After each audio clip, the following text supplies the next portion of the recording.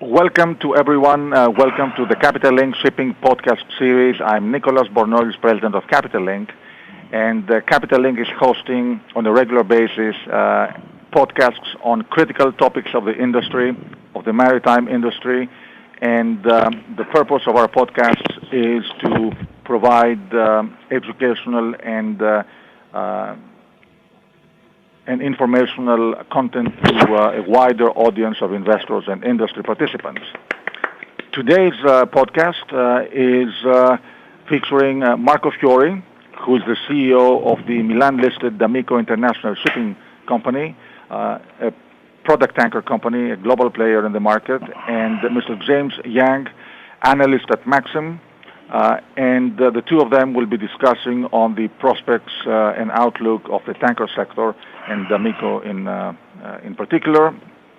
We will also discuss the trends and developments regarding the wider tanker sector, the compliance with the environmental regulations of the IMO, and a lot of other topics of contemporary and critical interest for the industry. And without any further delay, I will hand the floor over to Marco and to James. So thank you to everybody for being with us. Please go ahead. Thank you, Nicholas, for the introduction. Hi, James. How are you doing? Good.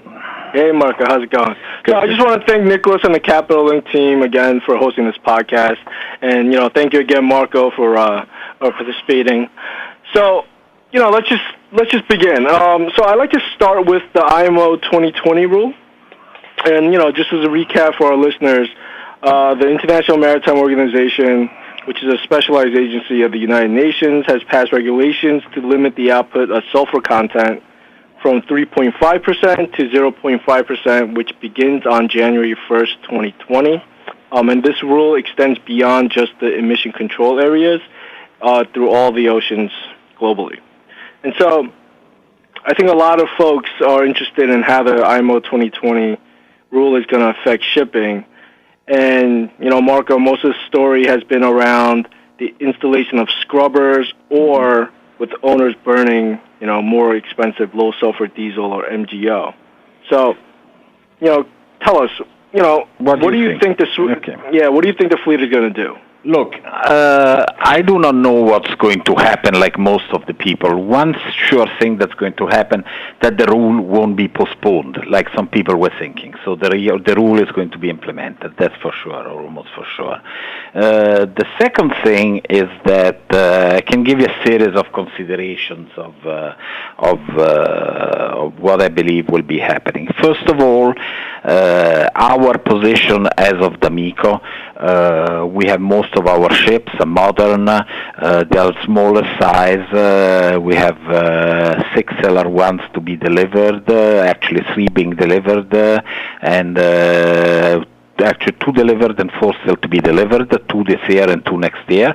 And out of these 6, we will have only 1 with scrubbers, just as a test to see it's working. So we didn't go full length to having them all. Also the ones had to be delivered with scrubbers.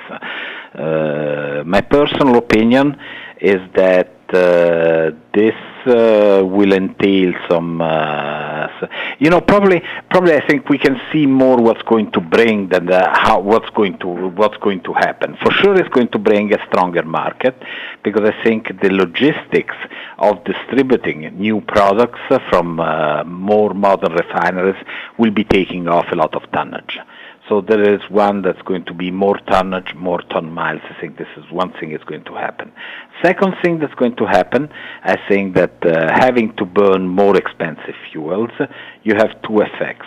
Effect number 1, that you have the eco ships, that if you remember, the story started in 2011. We had very high bunker prices, and the eco story was basing itself very much. I remember that eco was not for economical but for ecologic, but there's also an economical factor to be seen into this. Ships who burn less, in those days bunkers were expensive, so there was a big support on the eco story. Then we went back to the oil in the 40s, the 50s, bunker prices came off, and this a little bit faded off the radar screen. I think for sure now going back into the effect of burning more expensive fuel at 0.5, I think the eco story is back in the forefront. So this is going to be positive for ship valuations and also for chartering rates for people who have an eco fleet, like we have a lot of them. Second thing, who's not eco, what they can do? They can do some slow steaming. And slow steaming to use less bunker will have a fallout of increasing the ton mile, because there's going to be more ships at sea and less being able to trade. So there is a lot of factors that are pointing out to the result. The rates, this should be a powerful rate booster. If we talk about scrap, yep. Yeah, well, let me just ask you a question about the slow steaming. So I know the vessels each have a recommended or design speed. Yeah. Do you think that slow steaming on the product tanker side would make up the effect of the spread between the low sulfur diesel and the bunker fuel? Well, for sure. I don't know if it's affecting the spread, but for sure you're spending less on your bunker, so that's always a positive. Okay. And just as a reminder to our listeners, how many tons of bunker fuel does an MR tanker burn? Look, a non-eco ship is about 28, 30. An eco, you talk about 23, 24. Okay, great. So on an MR. So with the increase in costs, there's whether you install scrubbers or you burn the more expensive marine gas oils, there's an added cost to that. So if a ship owner chooses not to install scrubbers, who's going to bear the cost of the increased fuel? Yeah, this is the question. There's kind of in this moment a little bit of a tug of war, because let's not also forget that for refineries, converting into low sulfur fuels, it is a kind of an expensive proposition. You talk from several hundred millions per refinery, to adapt to this. Then for owners, they don't want to be the part bearing the burden. So I think a little bit is going to be spread around, and I hope that a lot of this cost will be taken by the charterers, which probably they'll take ships on charter and say, okay, now let's slow steam, at least we reduce our cost of moving from point A to point B. But that doing will create more inefficiencies, and therefore they could be very positive for the market. But currently, if you look at the supply-demand balance right now on the product tanker side, there is an oversupply of vessels. I think we can agree on that. If this market kind of continues with a slight oversupply of vessels, well, do you believe owners will have the power to kind of push these costs onto the charterers, or do you think charterers will push back even stronger? Well, look, I think for sure on the eco ship, I think there is no doubt that the ships will be going at a premium, because it's a fact. On the non-eco ship, I think it's going to be very much how you say the balance of things develops. There is an oversupply of ships. I think on the MR side there is 1,500 ships in the market, more or less. Deliveries and orders are still at a very reasonable level. I think the deliveries have been growing in the high 2%. When you have an increase of transported products of 4% per annum in average in the last 10-15 years. So I think there is a positive development in this. Scrapping is starting to set in. We've seen that on the first quarter of this year, the scrapping on MRs and LRs, so just the first quarter, is a little bit more than 50% of everything that's been scrapped last year. So you can see a little bit more of activity there, also stimulated by the fact that scrapping were above $400 per ton. So that's also a decent price for ships. I think this is the question, and the honest answer, I do not know how this is going to evolve James. I can only tell you another thing about scrubbers. We are taking a... You don't have a crystal ball you can look into to tell us? I wish I had. It's very cloudy these days. Probably in that crystal ball we'll be earning 10% NOx and SOx because it's all fuzz inside of that crystal ball. The one thing that for sure is also going to happen is that all this activity is going to create a lot of logistical problems. Just imagine that you have to double the storage on shore, because where you've been keeping 3.5% what we burn today, you cannot be storing 0.5. So you have to distribute all this low sulfur product all over the world and store it also for ships will be coming. Now, I think there's two main groups to be made. You have the ships, the bigger ships, that mainly are on certain routes, the ferries, the container ships, where I think makes a lot of sense to install scrubbers. First of all, they burn a lot of fuel, especially the container ships, the bigger ships, the VLs.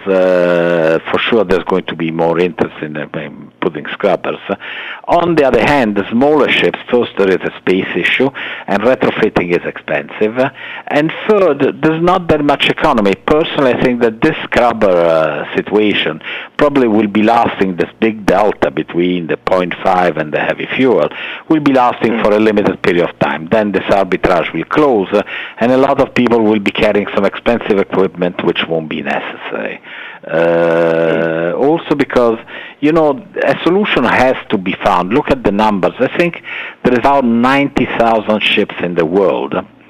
And of these, probably for 2020, is going to be 4,000 or 5,000 ships equipped, and most of them are the big container ships, and everybody else what they're going to do. So you'll have to find a reasonable solution for everybody else. The numbers are staggering. It's not that it's 90% compliant by 2020. By 2020, 95% is not compliant. And you have probably less than that. So a solution has to be found, and I think the solution will be done a lot by availability of low sulfur fuels, which will have to be distributed and stored all over the world. Now, what we hear from major oil companies is that they're very advanced in the supply of this fuel, and most of them feel very comfortable to be able to have this kind of output of the refineries. But as I say, then one thing is having it available at the refinery, another thing is to have it distributed, especially for MRs that go everywhere in the world, has to be distributed in every port of the world. And that same port will need to have some heavy fuel for the ships that will have installed scrubbers because they need heavy fuel, because otherwise they don't achieve the savings and the reason why they put the scrubber on. So you understand, it's a very complicated issue. It's like having a double redundancy for everybody else, Well, so that's interesting. So let's say the adoption of scrubbers is pretty minimal by 2020. Do you think this is an opportunity for increased rates and utilization? I think because there's going to be this slow steaming, and then there's going to be a lot of ships busy in transporting these kinds of products everywhere in the world. Yeah. So there's going to be a new product to be distributed in a very capillary way all over the world. And it's not, James, let me put a little bit cross the T's. It's not, let's say, scrubbers, there's few thousand scrubbers in the world, because there's not the manufacturing capacity of the scrubbers. So one way or another, there's not enough scrubbers to be installed. Also, if they started everybody producing scrubbers today and putting them on, there's not that many scrubbers available in the market. So, so for sure. Then you go into the fact that you have open loop, closed loop scrubbers. Open loop are the ones that neutralize the excess of sulfur with seawater that then gets recycled and put back at sea. But these kind of scrubbers cannot be used within the U.S. coast limits. So the moment you get close to the United States, you'll have to switch to low sulfur fuel. Because open loop, which is the most common scrubber today, won't be able to be utilized within the coastal limits of the United States. Closed loop scrubbers, there you get in a very complicated situation. You have to have caustic soda on board or some kind of neutralizer. So then you need to have slops where to put the residue of this chemical reaction. So it becomes a much more complicated thing. That's why the majority of scrubbers that you see today made are open loop scrubbers. But this doesn't mean that you'll be able to sail with those scrubbers next to the coast. That will mean that you have to still to switch. So ships will have to have dual tanks. We need to have tanks for below 0.5. Also the ships who have open loop scrubbers will need to have 0.5 tanks for using them in port operation, next to the coast operation. So everything becomes more complicated. And the more it gets complicated things, the more they get inefficient. And the more they get inefficient, the better it is for shipping. That's normally it is a fact, That's usually, that holds true usually. So let me ask you a question. Do you think with all these regulations changing and with the possible new trade routes and utilization points for the product tanker sector, do you see the handy-sized product tankers like the MR1s and smaller being replaced by the MR2s and the LR1s start to replace some of the MR2 routes? Look, if I told you, my personal opinion would be a little bit biased. Our opinion, as you know, we have some MR1s, we have a lot of MR2s, and we're starting to having some LR1s. Why did we build LR1s? Mainly for two reasons. Reason number one, because we saw that across the sector, the people who charter MR1s are also charters of MR2s and also charters of LR1s. So we would like to be a kind of a one-stop shop for everybody, for all these people, for all our customers. So they come to us and we can provide them what they need. Second reason, and this is a more important, looking in the famous what we discussed, the fuzzy crystal ball. I personally believe that the world, bigger ships, but for economies of scale, have always been pushing out of the market smaller ships. You've seen that sizes have always been growing because you have bigger economies of scale. So I think that in the future, probably you have less and less MR1s. They're going to be reduced to very few places. They're already a ship that once MR1s, you were using them mainly in three areas. North Europe, Med, and the Caribbean. In the Caribbean today, you see most of them are MRs, so they've been pushed out of that market. Now there is still Northern Europe and there is still the Mediterranean, but I think that slowly MR2s will be replacing MR1s as a trading ship. Where an MR2 goes normally, or an MR1 goes normally, goes also an MR2. With the exception that being a lighter ship, if you do a lot of port calls, the cost of an MR1 is lower than the cost of an MR2 because ports normally they charge you on dead weight.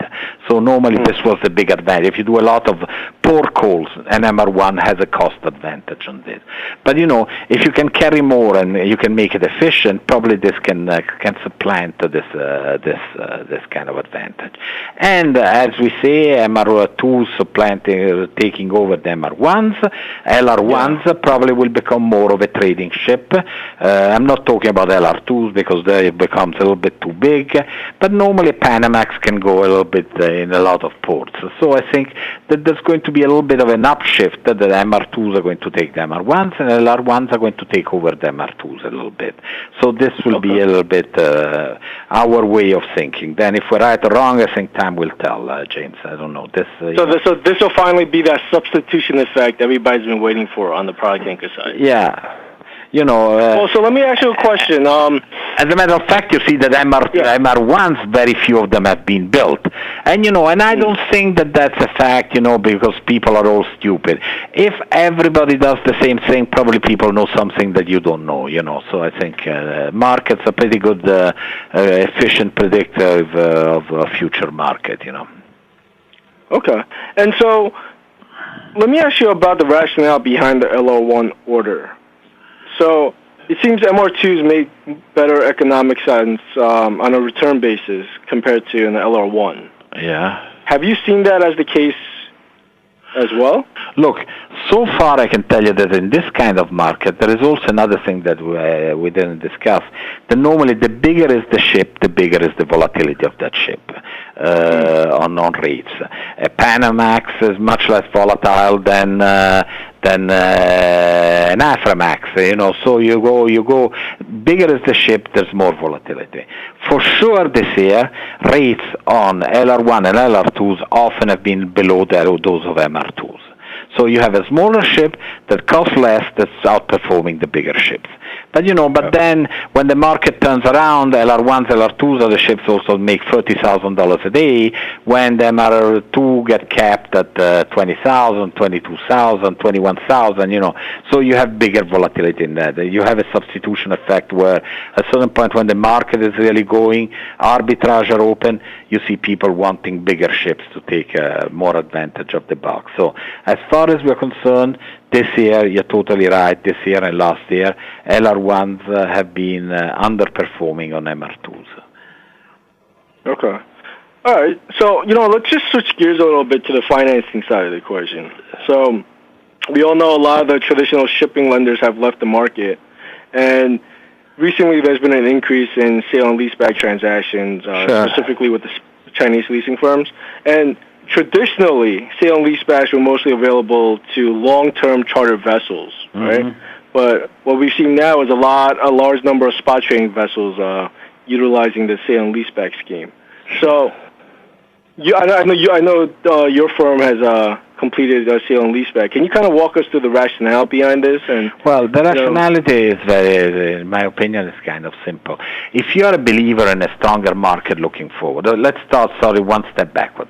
Normally what happens, you would have liquidity in the secondary market.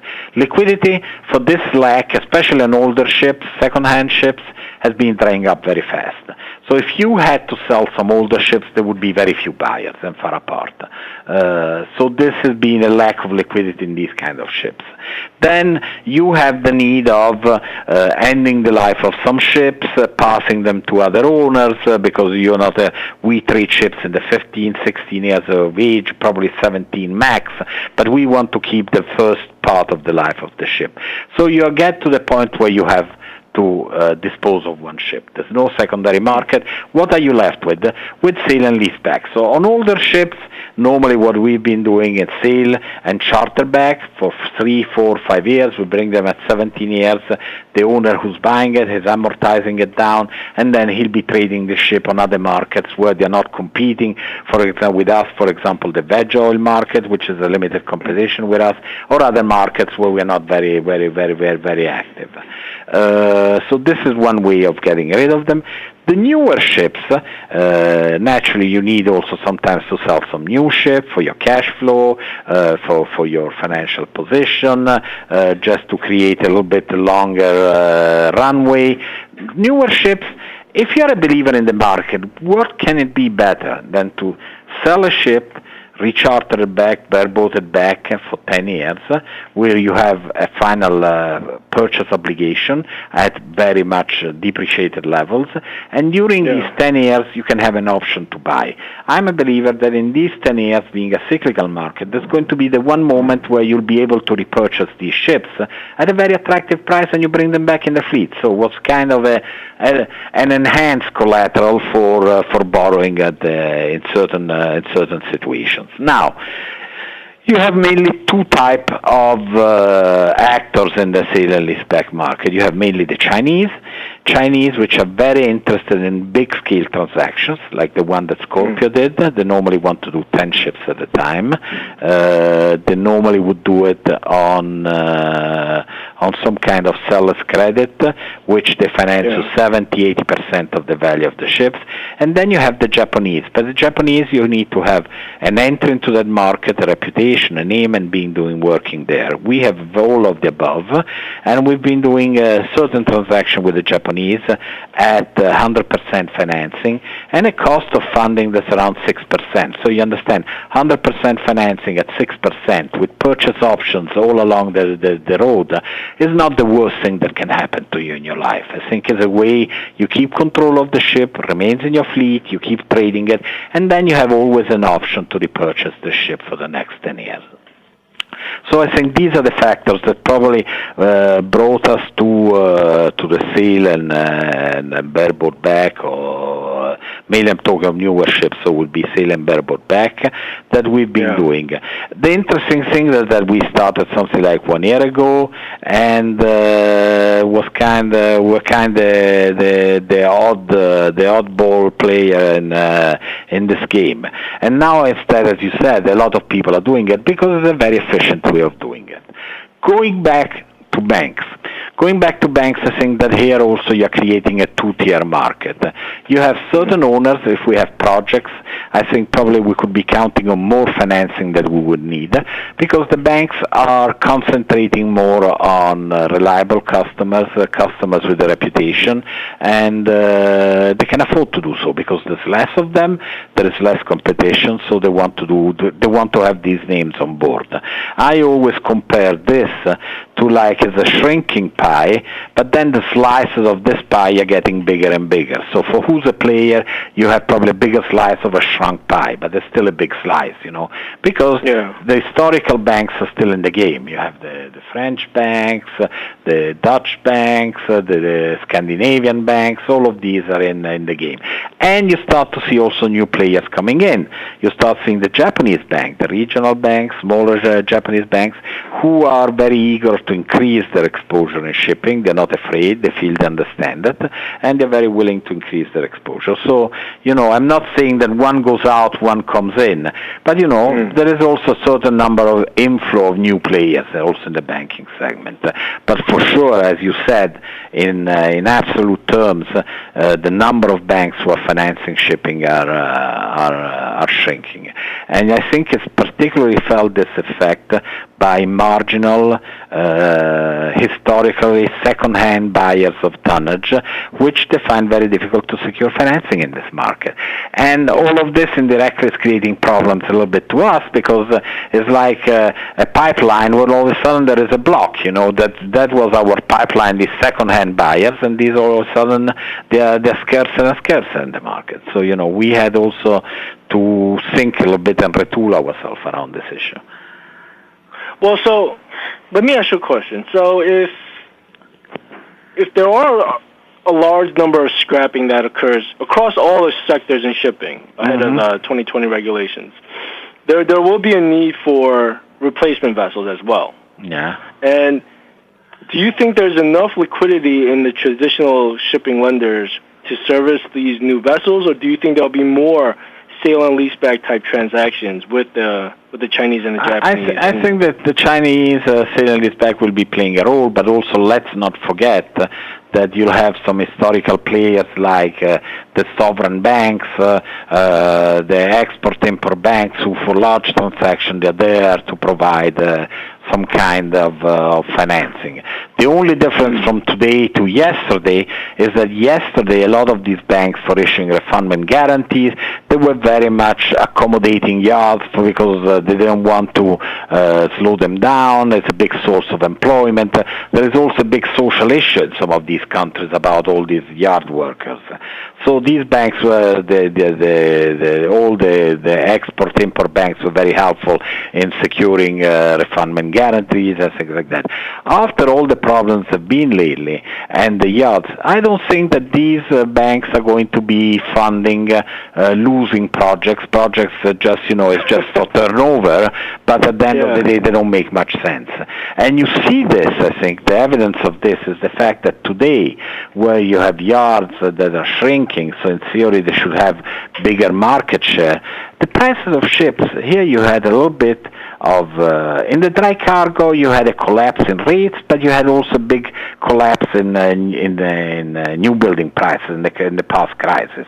On the tanker side, today, more or less prices of new buildings are very similar to what they were 4 or 5 years ago. So you have a very cheap TC market, but still an expensive new building market. Today to build an MR, depending where you go, a tier 3 ship, you need 35, 36 million, tier 2 probably 33, 34, which is not very different from the prices that you had 3-4 years ago. So it's kind of interesting. Is the 35 a tier 3 non-scrubber, non-ballast water treatment?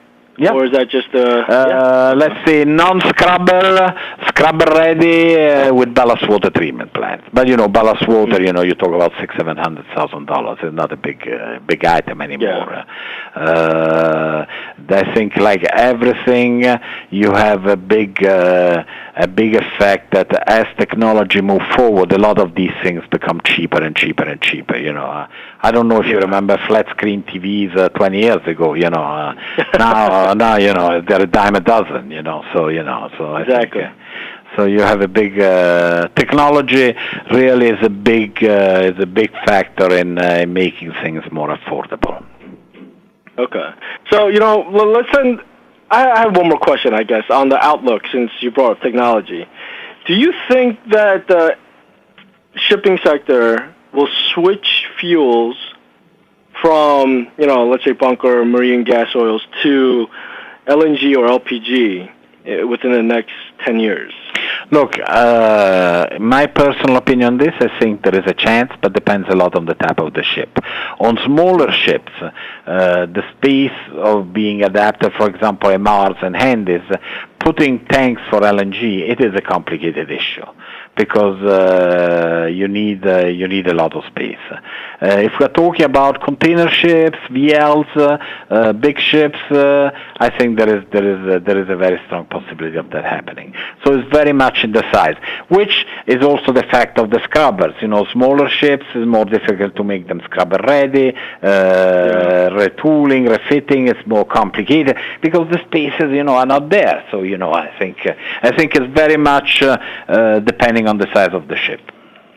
Okay. And what about electric ships? Do you think we will see electric ships in our lifetime? You're asking somebody who's carrying oil, that's...